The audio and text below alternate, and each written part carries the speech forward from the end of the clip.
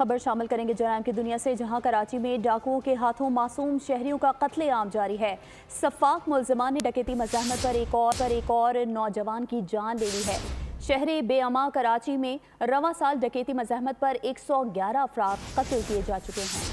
शहर कायद पर डाकुओं का कब्जा, बेखौफ व खतर धंधनाते लुटेरों के हाथों शहरियों की जानो माल लुटने का सिलसिला न थमा। शहर बेअमा में अवाम का घर से बाहर निकलना दोबार हो गया। पुलिस खामोश तमाशाई। पुराना गोलीबार में सफाक डकैतों ने एक और शहरी की जान ले ली। 35 साला जमाल खान दोस्तों के हमरा घूमने निकला था, डाकुओं ने आ घेरा। जमाल ने नई नवेली बाइक बचाने की कोशिश की, डाकुओं ने गोलियां बरसा दी। जमाल खान मौके पर ही जान की बाजी हार गया। पुलिस का पुराना गोलीबार में डाकुओं से मुकाबला, फायरिंग के तबादले में एक डाकू जख्मी हालत में पकड़ा गया। उधर गुलशन मेहमार में जाली ASI पुलिस के हत्थे चढ़ गया। जाली पुलिस अफसर अशफाक यूनिफॉर्म का इस्तेमाल करके लोगों को हिरासा करता था। मुलजिम के खिलाफ मुकदमा दर्ज कर लिया गया, तफ्तीश शुरू कर दी।